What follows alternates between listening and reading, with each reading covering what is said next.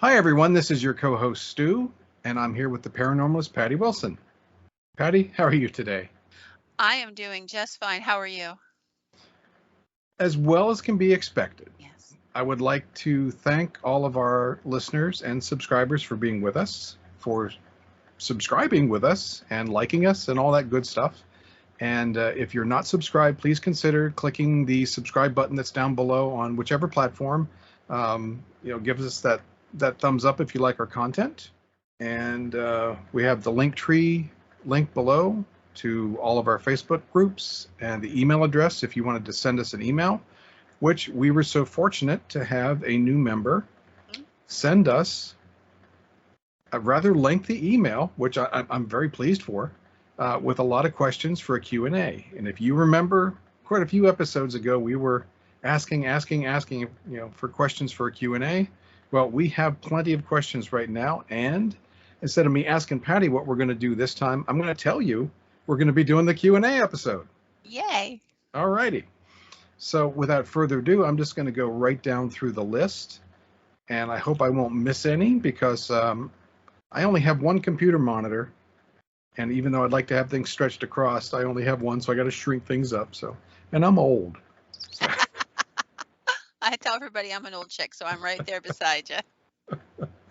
So if you're ready, I'm just and I will give the disclaimer that neither Patty nor I have prepared for any of these. Now, Patty has seen these questions, as have I. We haven't prepared anything, so we're going to be answering these right off the cuff. Yes. So, which is the only way to do this because it's just tell the truth. This is as real as it gets. So, yep. First question, what got both of you into the paranormal? Okay. Well, for me, I have always known I was interested in it.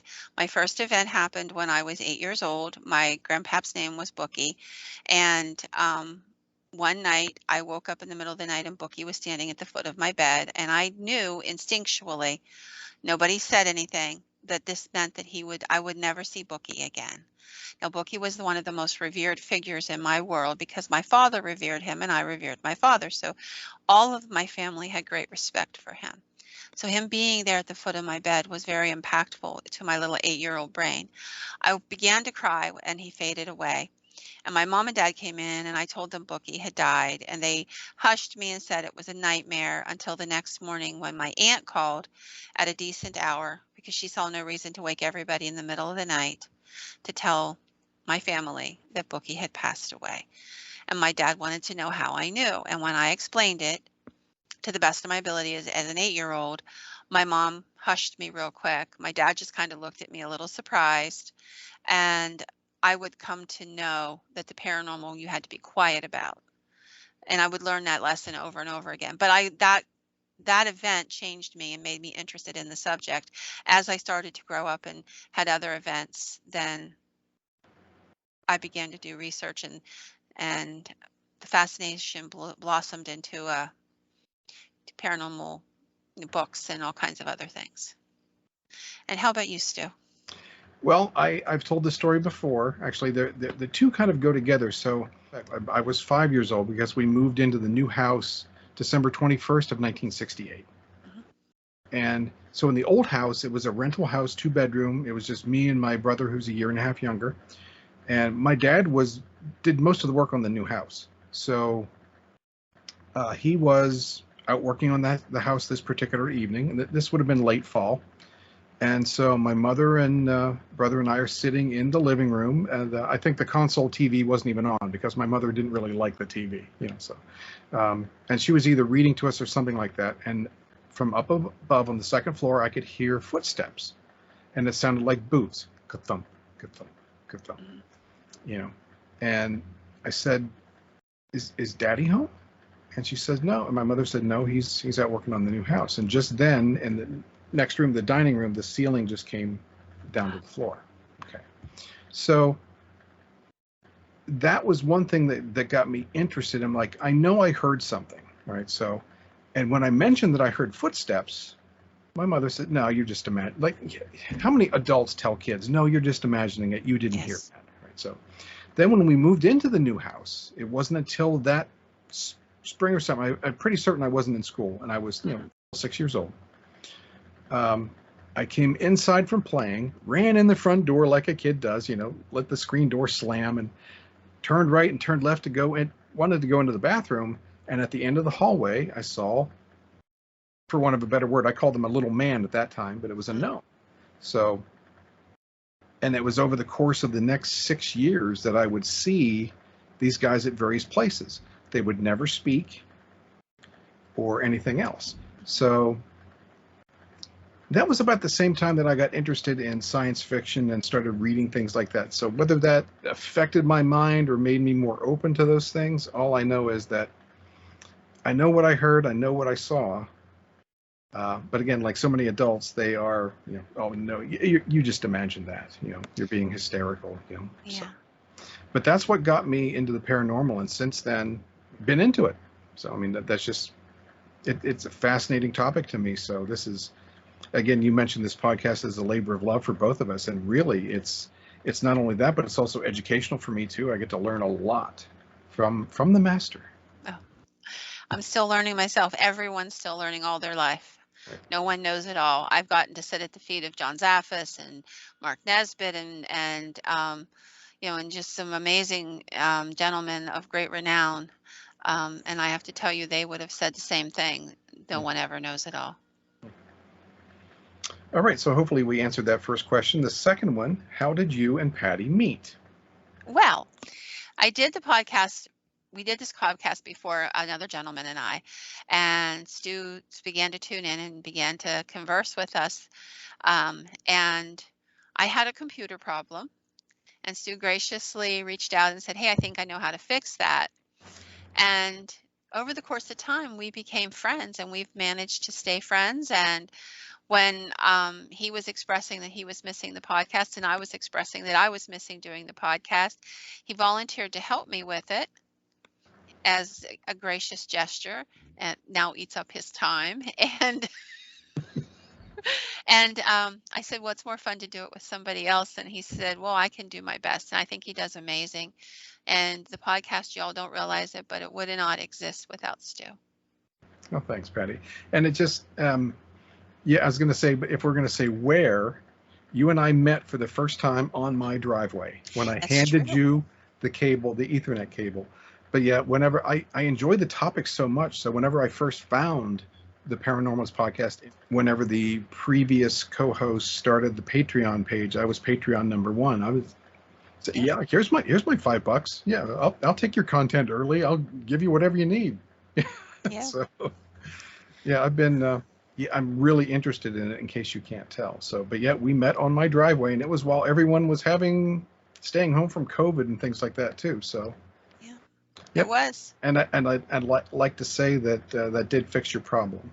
It did fix my problem. In fact, that same Ethernet cable is still attached to this laptop to this day. Then I'm happy it's a long-lasting fix. So it is. Thank you for it. All right, our third question is, do you have a memorable paranormal experience that you'll never forget, whether it be good or bad? Yes. So there are many good ones. There's one bad one. And I learned the most from that. And that was a case in West Virginia when I was working as a paranormal investigator. And we were called to a home. A friend of mine had a niece who was going to college. And this was a big old house that was rented to a lot of college girls. And they shared this big double house. And I went down there prepared for a haunting. And what I walked into was a demonic infestation. And not the story I thought you were going to tell. So. Oh, really? No. I'll have to find out what you thought I was going to tell. But I mean, impactful. This was probably it changed me forever. That's why I chose this story. Is why, because I will never forget it. And during the course of this event, these young ladies and a young gentleman who was there were all being attacked, and it was horrendous to watch. It was horrendous to see their pain and their agony as they collapsed. And I did something that as an investigator I knew was not right, but I walked it out of there. I told it, if you leave them alone, you can walk out with me. And it did. And so for almost 24 hours, it was inside of me moving. I couldn't sleep. I couldn't stop crying. I couldn't go home because I couldn't take it to my children, who were teenagers at the time. I sat in my car all night and just sobbed, feeling this thing moving in me. And in the morning, a dear friend called me and he said, "Are you okay?" And I said, "No." And I started to break down and I told him what was going on. And 10 minutes later, another dear friend, Charlie, called me and he said, "Come to my house." And they had reached out to a friend of ours who was a priest.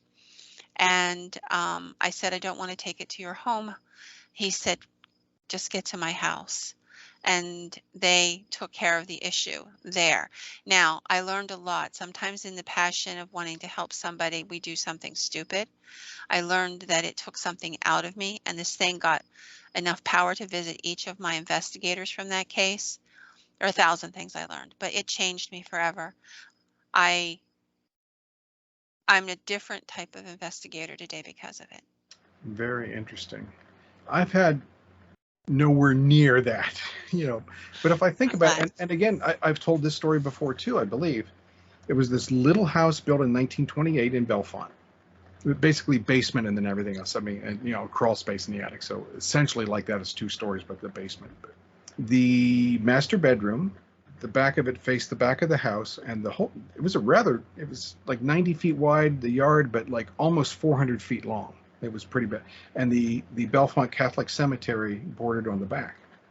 I forget what little fest or something else we went to, but basically we liked this thing. We saw that a picture. Okay, it had a wooden frame of a guy with a Tyrolean hat, and the pipe, and a traditional German-looking guy, or at least to our caricature of a German guy, that was what it was. So we bought that. And we called him Fritz, and we did have him hanging above the bed. So our headboard was against the bed, and it was hanging above the bed. Well, one evening, I woke up, and you know how you wake up and you realize something's not right. Yes. So, and I look down at the foot of the bed and I see this dark shape come up and then just whoosh across the bed, went through the painting, Fritz, and out the back of the house. Usually things that are black aren't very good. So I remember at that point, Fritz came off the wall, and Mrs. Stu didn't even know why, or didn't really even miss it, but I basically tucked it away, and I think it was sitting here in the garage of this house for a couple decades before and I really think that we sold it at a yard sale. Yes, you told me at the time that you sold it at a yard sale. And I can see the woman who bought it, and I wish her well if anything bad happened. I don't even know if anything bad happened to Fritz. It was just because whatever this was went right through him. Mm-hmm. To me, it was tainted, and I didn't want to have it up there anymore. Right. Yeah, that was probably, other than the one with the little gnomes that I saw all over the place. I mean, but other than that, I think that was the most memorable. I remember all of them though, so it's hard to say which one is most memorable. The next question, I'm going to have to try to speed these up because we're spending a lot of time on them, and unless we want a 2.5-hour episode. Well, if we don't get them all, we can always do another session another time. Why didn't I think of that? Well, this one, I'm going to ask the question, and then I'm going to answer first. Go ahead. Okay, because you'll see why. So, do you have a favorite ghost story? And yes, I have an absolute favorite ghost story, and it's one of yours from your first book, and it's The Demon on the Pump. My boys would agree with you. That's one of their favorite stories as well. I've had that green book for quite a while now. I did have to buy it used, but that was the only way to get it. I know. See, I still have copies of it. That's the one. Mm-hmm. Yep. So what's your favorite ghost story? It's like asking what's your favorite child. I will say that my favorite ghost stories are always the ones where our loved ones intervene on our behalf. I tell a story in a book from a long time ago about a lady in Colorado, Boulder, Colorado. She's going down the mountain in the middle of the winter. Her brakes go out, and she gets this harebrained scheme that she's going to jump out of the car when it goes around this one turn because she can't stop the car and it's just picking up speed, and she's thinking, this is my only chance. I'm going to crash at the bottom and die.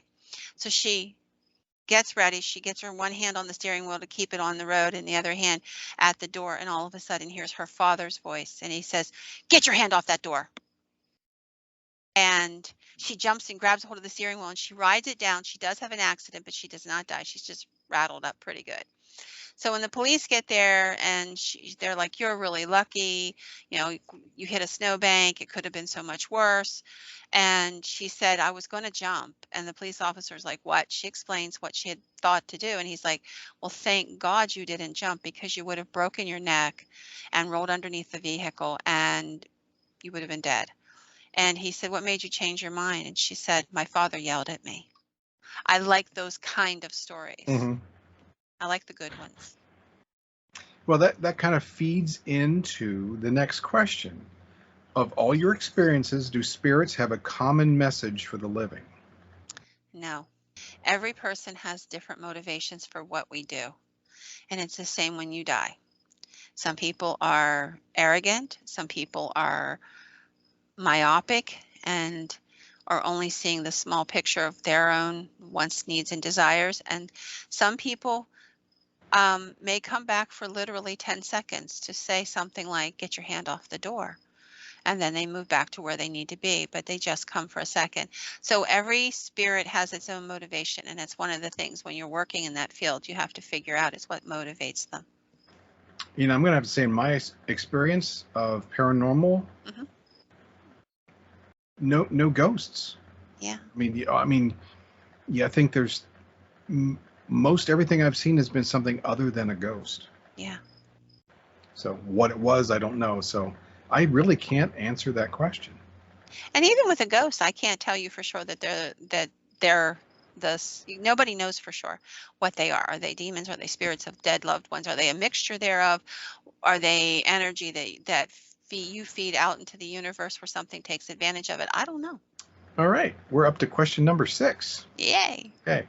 Do you and or Patty, so I'm assuming she wrote this, knowing that I monitored the email address, Right. have psychic abilities? Okay. I don't like the word psychic abilities. It makes me antsy. I feel like there should be a fat lady in a caftan. I got the fat lady part down, but the caftan I don't want. So I call it my spidey sense. Everybody has that knowing sometimes about something. You get that real gut feeling, and that's really what it is for me. That's about where I usually leave it.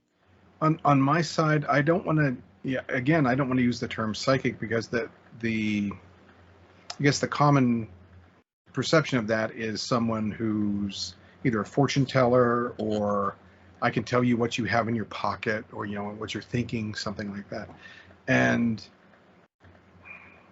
again, with me, I think that the feelings that I've had, so I haven't heard voices in my head. I haven't heard somebody telling me what to do, something like that. But I certainly get the feeling that if I do this, that's going to be a bad, bad, bad thing to do. And I get an overwhelming feeling if I'm planning on doing something and it's the wrong thing to do. I get the feeling that it's the wrong thing to do. Right. So in that respect, and I can, if there's a scale for sensitivity, I know you're pretty high. Charlie's really, really high on that list. If it was a scale of 1 to 100, I'd put myself in the bottom 5%. Because, there's some places where I go where I can detect things that are, said there's something here that just isn't right. I don't want to go there. Or in one case, I wanted to go there and something prevented me. Some invisible force prevented me from walking into the room. So I would say a little bit, but literally only a little bit. And it's not something that happens all the time. And it's situational, I think, for me. Oh, this one's definitely just for you and you alone. Do you have more angel stories besides the ones we did in episode 37 and 38, which was Angels Part 1 and Angels Part 2? How many hours do y'all have? I love angel stories. I love good things. The hardest part of working in the paranormal is so often it's negative.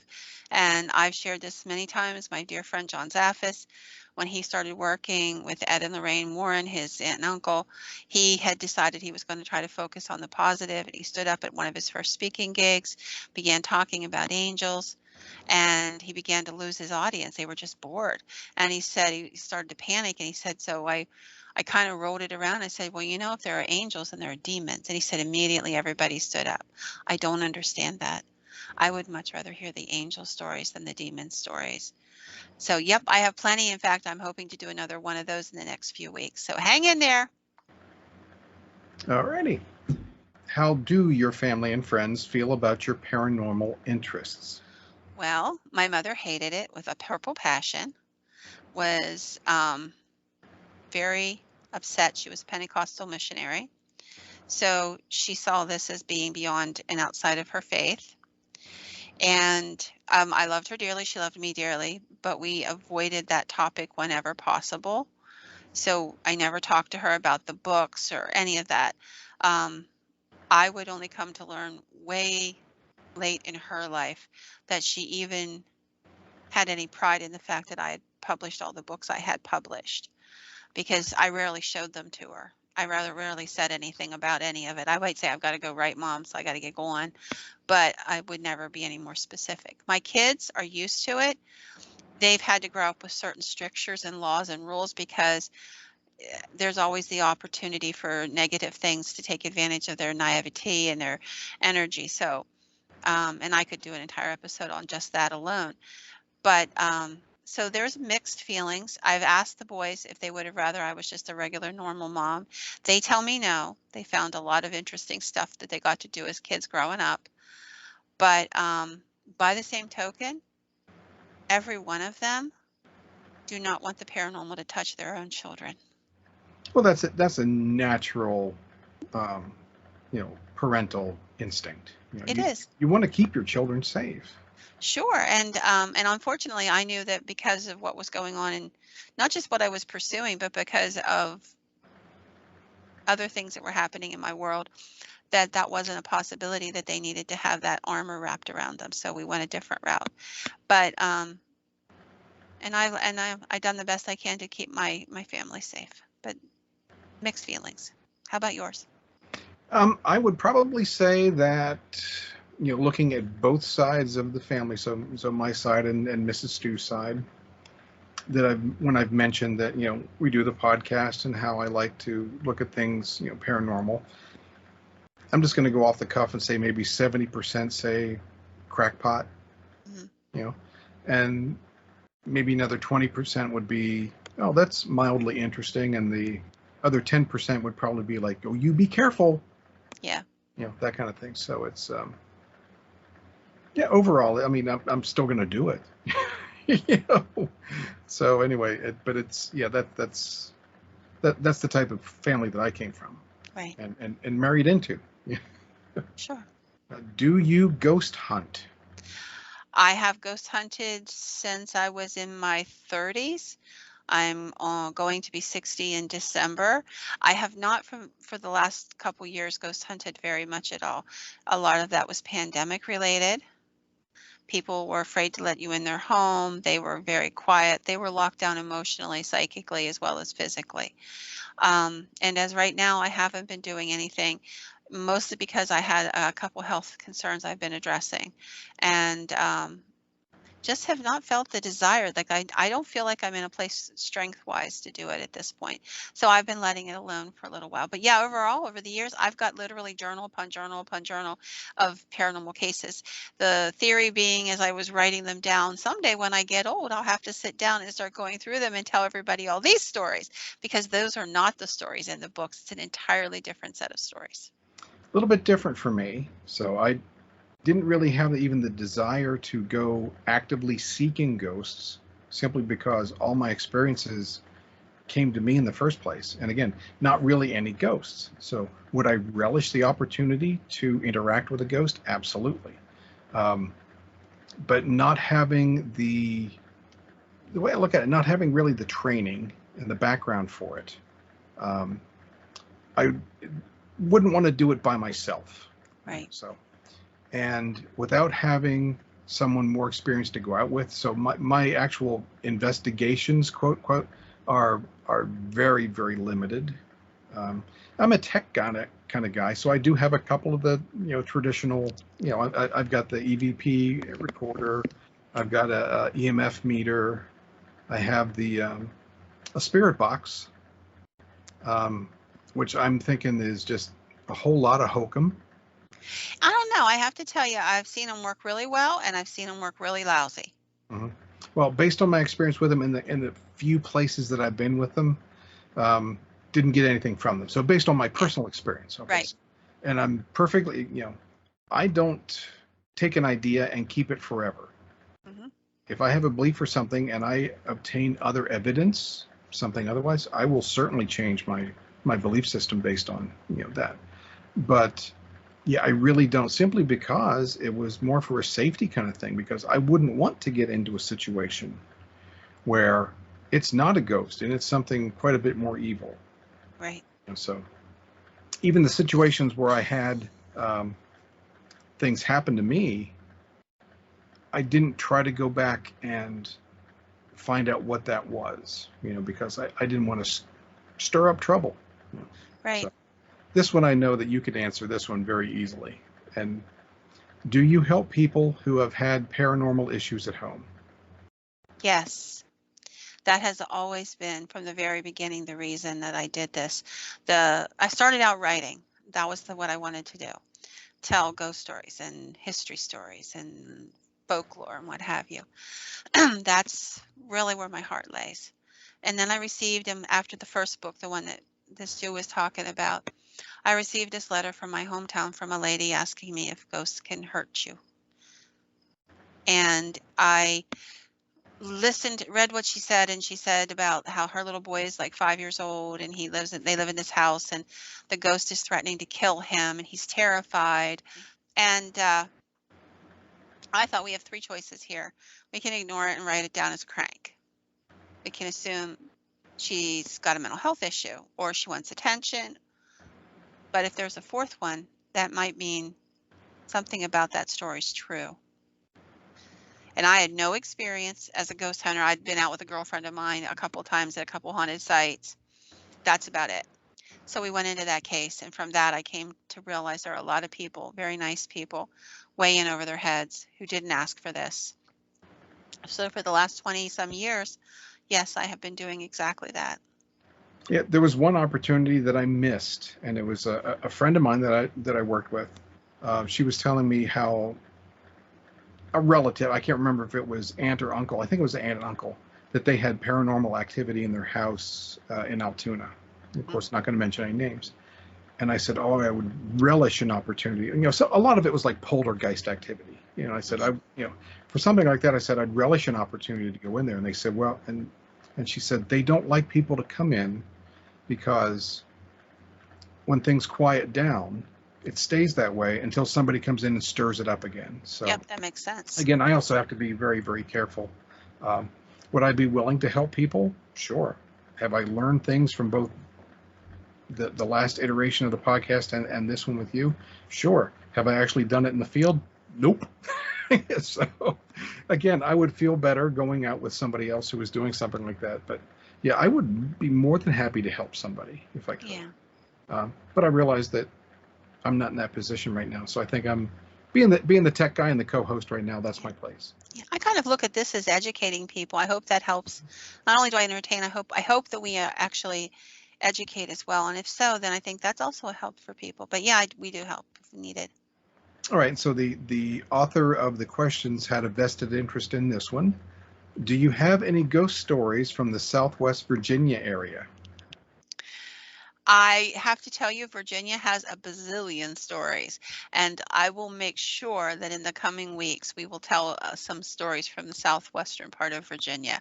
So yes, I do have stories. I just don't have them all marshaled in front of me right now, and I'm trying to keep the time frame down a little bit, but pay attention because they'll be popping up, and I will let you know that they're for you. Very good. And also on a similar vein, this next question, could you do another episode on curses? Episode 48 was one of my favorites. Actually, ironically, before I got this, I had already been working on 3 different episodes, one of which was on curses, generational curses. So watch out for that coming up. I'd be happy to hear from you and find out what you think about it. For all of you, anybody listening, please feel free. Reach out to us. All right. Again, another one that you are going to be better suited to answer this one. Any recommendations if you find yourself living in a haunted house? Stay calm. Don't talk about it. Don't focus on it. Try to ignore it. If you find yourself in a situation where whatever it is has gone out of bounds with you or a family member, claim your own territory. So many times I come into a site because the family is terrified because they hear footsteps going up and down or something's pushed their child or whatever. And they have not taken the most simple, basic actions, such as just simply say it and mean it. I'm going to tell you right now, this is my home now. I own it. I pay the bills and you can get out now. Something along, it's a do-it-yourself exorcism in its own weird way. Hmm. I will tell you about 70% of the time that works. Claim it and don't focus on it. The more you focus on it, the more energy you give it, the more frightened you are, the more energy you give it. You know, I have had people who've told me their house is terribly haunted. They've had all kinds of stuff going on. And yet, every time I tell them not to focus on it, the next Facebook post that pops up on my Facebook is them, oh my gosh, we were talking to the people from the paranormal group and they told us this. And right after they left, the book fell down off the bookshelf. I'm pretty sure it wasn't the car going down the street. And it never ends. And so, yeah, seriously, don't give it any energy. Very good advice. Okay. Do you believe in bad luck? Is it part of being cursed? And do we cause our own bad luck? So, yeah, I do believe there are people who have bad luck. I do believe quite often it comes because have an attachment or a generational curse. And sometimes we do cause our own bad luck. Sometimes we manifest what we think should happen, and then we play to that manifestation. So maybe you don't make the decisions you would have made had you been in a different headspace. So I think there's a lot of different things that go on. I wrote a book on curses, Cursed in Pennsylvania, with my friend Mark Nesbitt.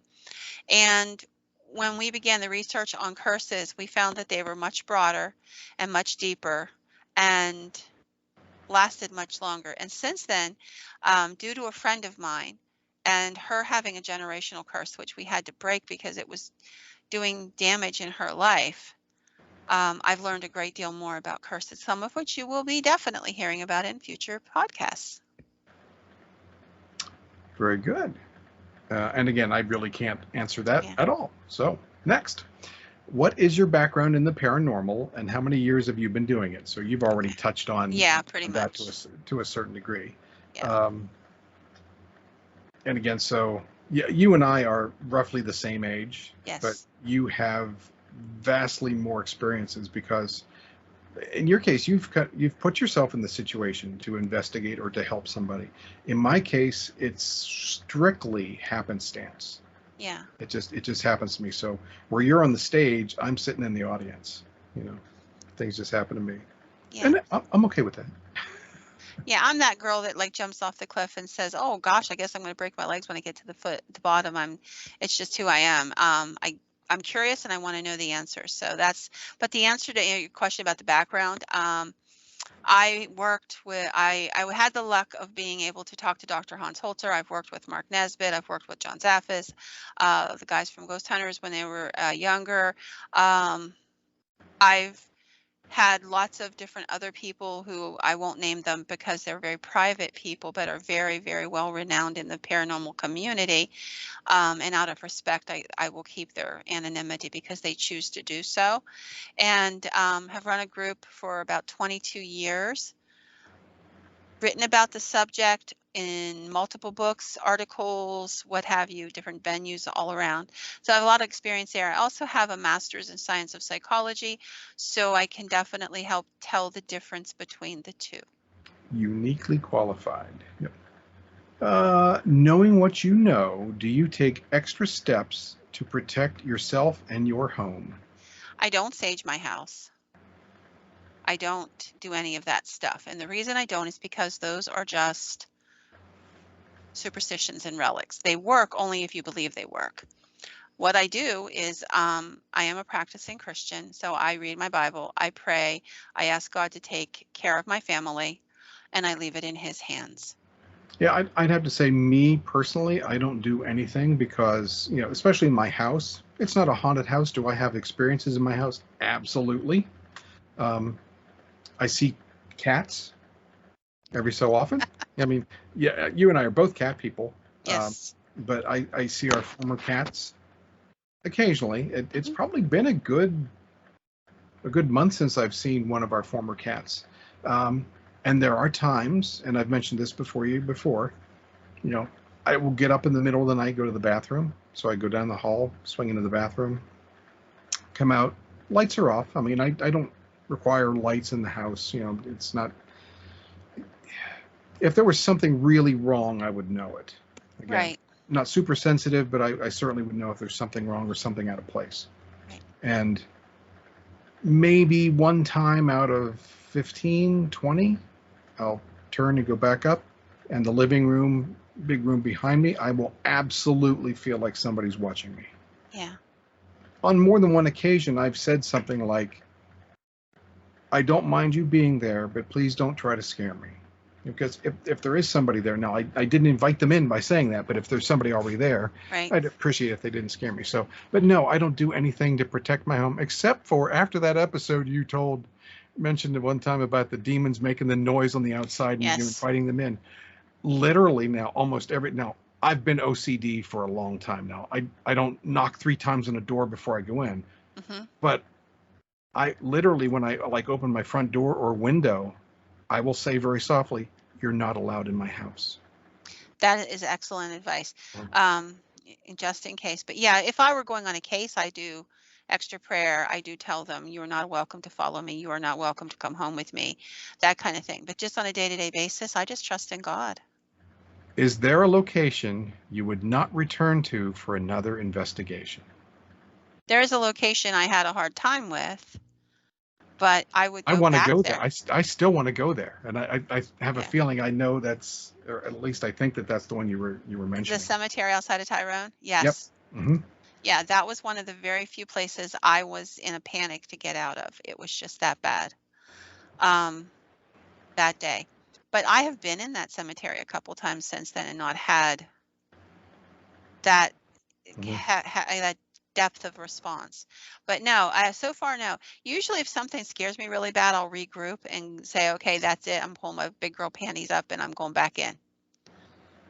And that's usually that's how I think, that's how I function. So, Oh, and I can't answer this one. This is all you.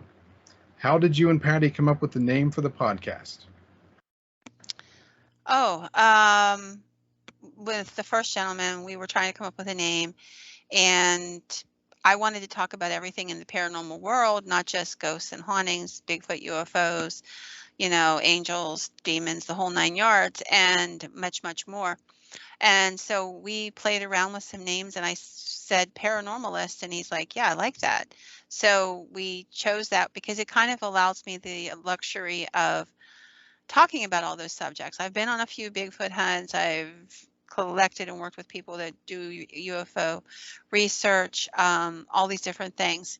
So that's how it came to be. Okay, I just tagged along. Patty, you and your mom had a special connection and were able to telepathically communicate. I'm having some tongue-tied It's issues today. okay. When did that start? And do you have this connection with your kids? I think everybody has this connection with somebody they love at some point. Um, I began to, I don't know when it started. I honestly don't because it was just unconscious. I began to notice it as I got older and we were living more apart. Like I would pick up the phone and I would start dialing and she'd yell, Pat, Pat, I'm already on the phone, stuff like that. And as she became more in need, I became more sensitive to it. Um, and I think that that's a love connection. You know what I'm saying? Hmm. It's about love because like I noticed it got stronger whenever my mom got older and weaker and needed more attention. And so I was focusing my energy on her in a lot of other ways, even unconsciously. My kids, yes, we've had moments. I have a granddaughter who's 3.5 who can scare the bejeebers out of her mom because she'll just get up and say, Grandma's bringing pizza home tonight, or Grandma's all her psychic stuff is about food. Let me tell you. Or like, Grammy's going to bring me a hamburger. I know she is. And her mom will say no. She would call and tell us if she was going to bring something. And sure enough, on the way there, I passed a burger place that I knew the little girl likes, and I decided to stop and buy burgers for supper for everyone, so nobody had to cook. And I walk in, and her mom's like, "How? How does she know that crap?" I got no clue, but she's a really interesting child in that respect. She'll also tell me things like, "Grandma, your legs hurt tonight. I can feel it." Stuff like that. Now, up until that point, I was going to say that she put the suggestion in your mind Might have. to buy the hamburgers. But now, I wouldn't think a 3-year-old would have the wherewithal to say, no, your legs are going to hurt tonight. She will. It's funny because like she'll come in and I'll be sitting there and she'll come over and she'll put her hand on my leg and she'll go, "Grammy, your legs are hurting. I can feel it." Mhm. And she's That's right extraordinary. Yeah. that my legs are aching and I have a lot of leg problems. So, in my right leg from a car accident, and she'll just know that that's a night when it's really throbbing, and I'm just sitting quietly in my room by myself, minding my own business, leaving it, getting through it. Mhm. And so yeah, I think there is, and I think the connections will get tighter in some respects for some of them. And I have not just my own kids, but my daughter-in-law, my one daughter-in-law as well. She'll have these moments when she'll just call and she'll say, "Mom, what's wrong?" So I feel very blessed to have that kind of love in my life. And I think it's a love connection. I really do. Yep. That question was for you and you alone. So we're getting down to like the last third of them now. Okay. Yes, we are. I've listened to all your episodes. Which Thank one you. is your favorite? Yes. Thank you very much. Thank you so much. Wow, you have no idea what an honor it is. As a writer, there'll be these lovely people who come at me and at a book signing, and they'll have this really dog-eared book, and it'll be look like somebody chewed it. It's all bent all the directions and everything. And they'll bring it very timidly and they'll say, "Oh, please, I'm so sorry it looks like this, but will you sign it?" That's an honor. And having all of you listen and tell us things like, "I've listened to every single podcast. I could cry. Thank you." And I don't have a favorite. I don't have a favorite any more than I have a favorite son. So for my other two boys who always tell me that my youngest one, Ben, is my favorite, he is not. But I honestly don't. Everyone has a different space, a different rationale behind it being put together. There's different points about them that I really love, and there's different points about them that I would like to fix because that's just the nature of being a human being. We see our mistakes and would like to change them. I can answer that easily. Any of the ones that have ghost stories. Because I just love your method, your delivery of telling the ghost stories. Thank you so much. Oh, you're welcome. It's well deserved. And so, yeah, especially when you do some of the ones from your books, I just a little selfish here. I know from an editing standpoint that because you know them so well, they flow. And I don't have to stop and I don't have to do jump cuts. I don't have to do splices. I don't have to do anything because the material is near and dear to you. So it just flows. I loved Storytell. That's one of my favorite things in the world to do. I've story told at historical sites like Old Bedford Village, and I used to do a paranormal walk. We're going to do some paranormal ghost stories in Bedford, Pennsylvania this fall. I love to tell a good ghost story. At the end of the day, that's my favorite thing to do is tell ghost stories. So in October, I have some really, really cool, some really creepy ghost stories, and some that are going to come out of the books. I'm going to do an episode that's just stories from the books that I like. Well, I'm going to say I make sure I won't miss it, but yeah, I don't really. You can't miss it. There's nothing without you. That goes both ways. All right. Are spirits drawn to both you and Patty? So let me answer this one first because it's going to be very easy. Not really. Your turn. Depends on the place. Yeah, sometimes because they know I can hear them. I've had times I've just had to get kind of rude with them and tell them not now. Like I was going to be the coach for my oldest grandson being born, and I was going into the hospital to this one area to sit there and learn all the stuff about being my daughter-in-law's labor coach. And there were these spirits that kept coming at me, and they were like, and I just literally stopped in the hallway and I said, I'm going to tell you right now, I'm not here for this crap. I am here to learn how to help my grandson be born. So if you ever want me to help you or listen to you again, you need to get your ass out of here right now, not the time. And immediately it stopped. Because there wasn't the time. I have to make a delineation, and I will not ever let the dead overtake my life so that I don't deal with the things I want to with my living, loving family. I think that answers that question. Okay, this is a funny question. Did the paranormal life choose you, or did you choose it? A little bit of both. I could have chosen to ignore things and just had that one or two ghost stories from an entire life. But I will tell you again, it was driven by my desire to tell the stories, to write.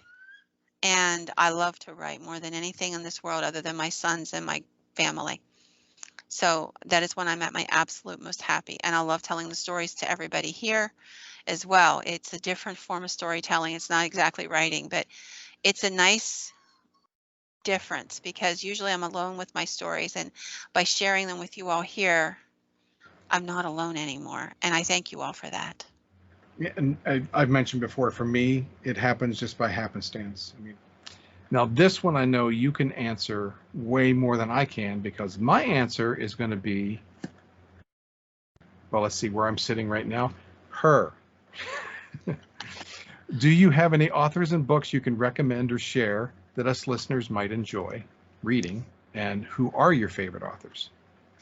My favorite author since I was 12 years old is a gentleman by the name of Elliot O'Donnell, a third generation ghost hunter, paranormal investigator at the turn of the 20th century. His books are the reason I fell in love. In fact, I actually have one literally about an arm and a half length away from me right now, The Screaming Skulls, which is my favorite of all of his books. I have been reading it since I was 12. I have never gotten bored. Elliot O'Donnell, love his work. Mark Nesbitt is a phenomenal writer, phenomenal paranormal investigator. Dr. Hans Holzer, again, one of the most outstanding gentlemen I have ever known. Any book that Johnny does, Johnny Zaffis, I knew he did one with Rosemary Guiley. Her books are phenomenal. She passed away. May she rest in peace, Ro. Good friend. These are most of the people I read are people that I know or knew, other than Elliot O'Donnell. But those are all authors that I can tell you, you will definitely get your money's worth out of them. Good answer.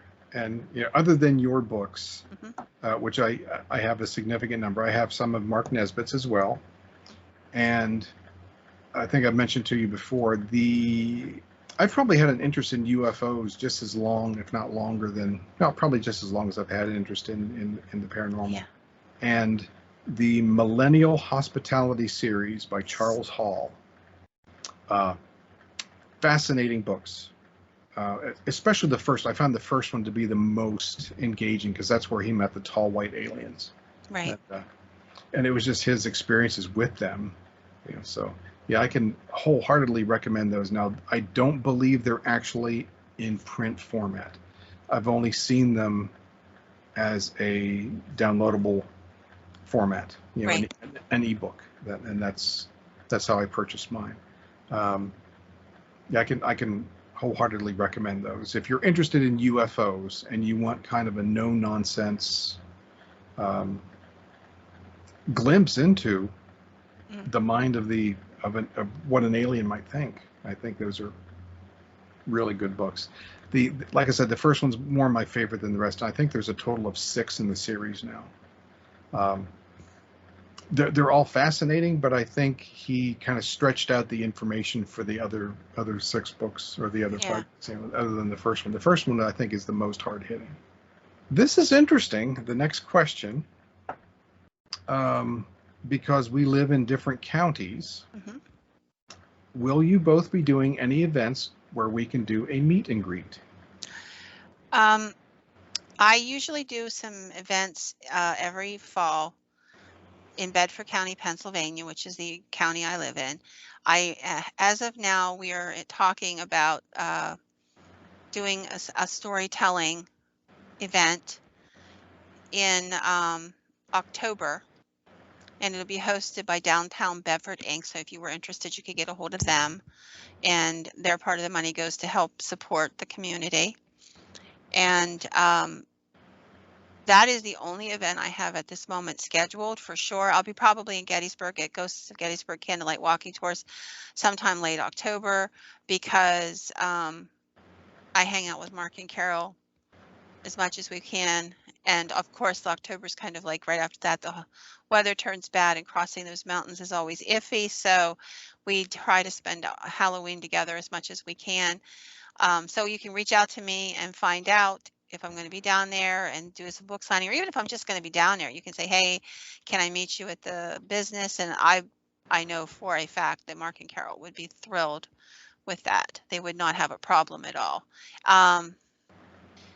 So those are really the only ones. We used to do a lot more events, but again, the pandemic has made everybody skittish. So there's not a whole lot of events. And like I said, mostly I just do storytelling for charity now. Yeah, and you and I have never planned on being any place at the same time, although it would be okay. But you want to come storytell with me? I would feel grossly out of place simply because you insisted I be the co-host, and I reluctantly accepted that. But I'm really glad. You are you're the meat and potatoes of the thing. And I'm largely just the tech guy. No, it's a relationship, and if we didn't have a good relationship, then the listeners would know. And they have been increasing slowly. Yeah, I don't think we're going to get the YouTube plaques behind us at any time. Well, I don't know. You never know. Somebody just might tumble to the right thing, and poof, off we go. And that would be okay. It won't change me though. I'll still be the same smart aleck that I am right now. The thing I learned really early on is don't buy your own press, not whether it's good or whether it's bad. Just be who you are truly at heart, and everything else, just forget it exists. Yeah, we're up to question 25 of 28, so we're in the home stretch now. Have you both thought about writing a book together? Nope, not really. No. Never been discussed, but no. I mean, would that even be a viable idea? I do like to write. I like to speak. Public speaking doesn't bother me in the slightest. Have I ever thought of writing a book? Any of the ideas in my head are more novels. Mm-hmm. They're not stories. And so many ideas that I wish that I would have the time to write. Yeah. But I don't. Yeah. As a writer, there's always that part of me that sees the value in saving the stuff. So I have all the data, the original data and episode information. Like if you look at this, you'll see an episode and it'll say demonic entities episode, or it'll say demonic entities research, then demonic entities episode. So that's what I've lifted out of the research for the actual episode. Some of the things that I have been thinking about doing, getting us to talking to you about doing, and you can cut this if you don't want, but was maybe to figure out a way for us to give the folks some show notes so they can see where some of the resources came from, maybe click to see pictures, stuff like that, to make that increase a little so that they have a little more interaction with what we are talking about, where it's viable. Yeah, I would think if we reached more video subscribers than audio, which right now it's probably 8 to 1, 8 audio to 1 video. And again, I have to be. I'm being overly cautious when it comes to like putting in images or a B-roll or something like that within the videos that we're going to get a copyright notice or something like that. So I try to be very, very careful. Right. So, but the show notes would allow them to just click through on their own, so they would be able to do that. Absolutely, yeah. So like the last episode to Ron Moorhead Sounds, I put a link to his page in there, and we've done that before. It's just that. Yeah. Now I'm not going to say anything bad about one of the platforms that we're on, but if I didn't have to be, or if I didn't have to have us on that platform, I would say. Right. It's not, but. So so like I will tell you that there's in the back of my head always been the concept of picking the best of the paranormalists to do a book somewhere down the pike, but that would be something that you and I would discuss first. Mm-hmm. I'm not opposed to anything like that. Yeah. So, Just so you know, I mean, it's just yeah. I'm open to. Yeah. So one of the things that I've learned is that the relationship when you're doing something, a project with somebody, I've worked with other authors and other people for years, is that I never make a decision on my own on something like that. So you and I would just sit down and have a couple conversations about what we see and how we see it fleshed out and like get an idea. And then I have great confidence that you and I would be fine with whatever the result of it is. Just like I can write with Mark and Mark can just say, "Hey, you want to write a book?" Literally, he's done this. "Hey, you want to write a book with me?" And I'm like, "Sure." He's like, "The contracts will be there in a couple weeks from such and such a publisher." And I'm like, "Okay." And Nice. then just Yeah. jump off, just jump into the work. And then we just sit down and decide what stories we want to put in and then split them in half and start working. So yeah, maybe down the pike there might be a paranormalist book. I don't know what it looks like. I can't envision it at this point, but I have been keeping notes and records as everything's being done so that we would have a database to go back to. I said almost at the end, so folks, hang 2 on, more. we're nearly there. Would you ever consider selling merchandise, T-shirts, or stickers, or anything of that ilk? Yeah.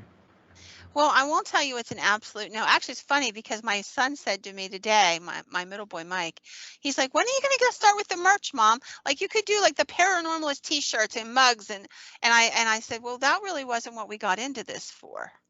And we haven't really like we approached this as a project because we love it. We Hmm. didn't approach it as though it was a business opportunity, and we discussed that up front. Um, if we grow to that point, that's one thing. But again, this would be a conversation for you and I to have, Stu and I to have, and talk through it and see where we want to go. We both have lives. We both have jobs. We both have a lot on our plates, and we would discuss it. And I think that's the best answer is that, yeah, I've thought about it. Of course, I thought about it. I'm not stupid. Everybody on this planet is hawking merch and seeking patrons and what have you. We have not done any of that on purpose. We have left it be purely for the love of doing it at this point. Hmm. And having been on the purchasing end of those things, it seems like there's two different methods of doing it. Number one is you purchase a big run of something, like 1,000 of something, Hmm. and then you are responsible for shipping them out, or you can partner with somebody to ship them out Right. for you. But still, there's a significant outlay at the beginning. Or there is a make to order. Yes, which is that route I would want to go. And for the end user, for the purchaser, it ends up being way more expensive because those things have to be created one at a time, Right. and you have to have that process. And then just like anything else in capitalism, everybody gets a cut. Right. Yeah. It is. It's like And, with books. People think that mhm. whenever you see a book, it costs $20, the author gets $20. No, the author gets $4. The rest of that $20, it goes to the publisher, to the bookstore, and I don't begrudge either of them because they are equal partners in this process. But yeah, if you look at it, it's not an equal payout. Mhm. Yeah. So and Patty said it best. I mean, we are doing this for the love of doing it. I haven't even considered monetizing anything. We've not even spoken about it more than No. one. I think at the very beginning we said, "What do Mhm. you want to do?" And I said, "Right now, let's just let it ride and just do it for fun."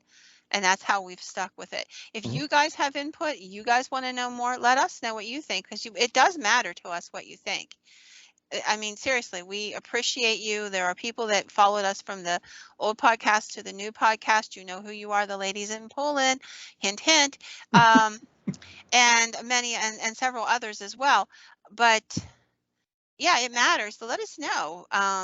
But we hadn't really talked about that part because we've just enjoyed honing this craft. Last two questions, and Okay. these are both for you because I know I don't. Have you ever been on a TV show? Yes. If you go to Mysterious Journeys and look up Witches of Salem and Eastern State Penitentiary, I was on both of those.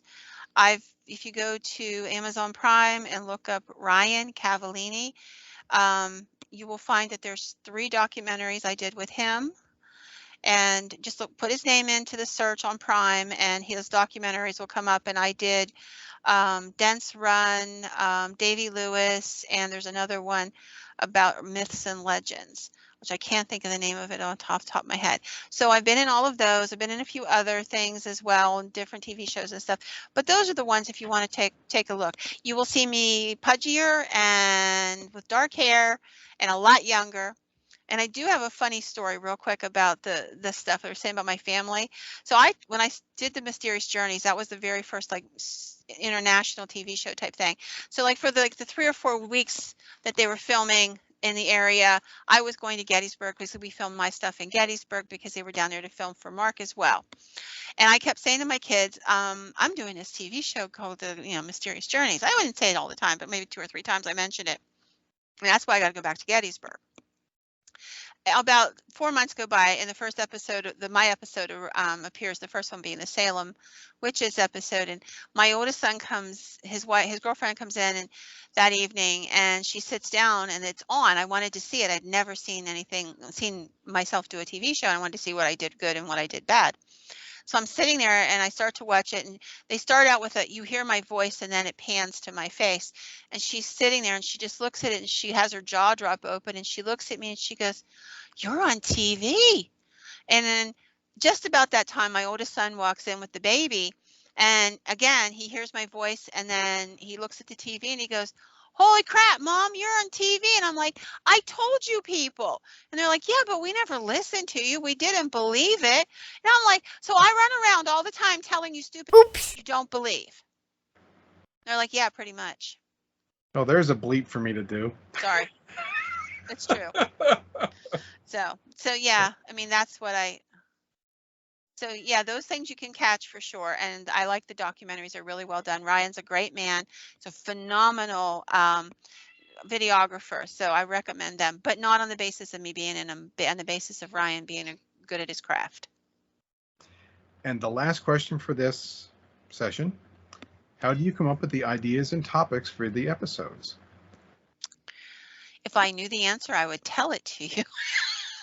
The truth is, I never know. Like I write episodes up that have never been done. There's probably 30 episodes sitting here in my computer that I haven't done yet because it's not time. It is the same thing that happens when I write a book. I will sell a book based on an outline. And at the beginning, my publishers used to get really nervous because when they got the book, it was 70% something else. And they would be like, "These aren't the stories we said we were going to buy." And I'm like, "Yeah, but these are better."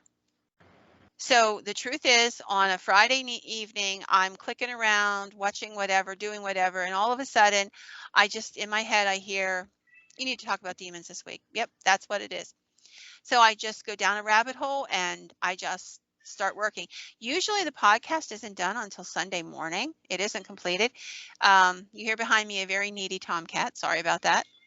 And but I just don't know. It happens. It's organic. I don't know why. I don't know if there's somebody out there that needed to have that information. So the good Lord decided that's the topic I should talk about or what it is. But I fall down a rabbit hole on Friday nights or Saturday mornings. And by Sunday evening, I know what the thing is. I've put it all together in a day and a half.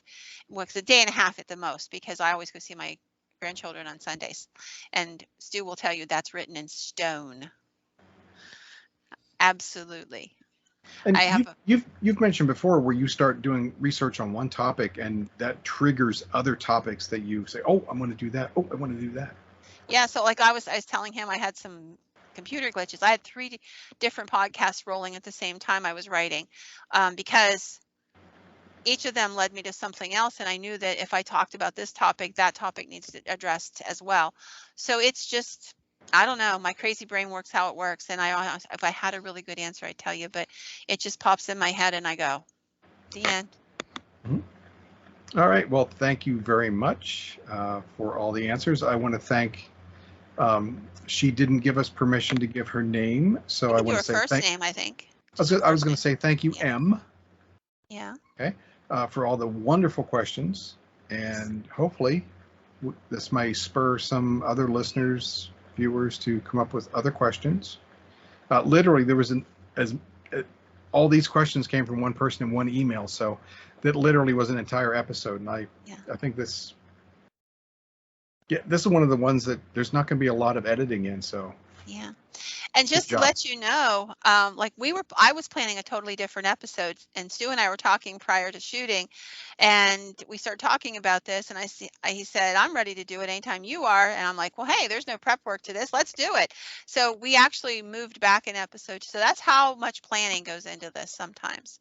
Yeah. We just, and really, sincerely, ma'am, thank you for your interest, your time, everything that you've put into this, all these questions, man.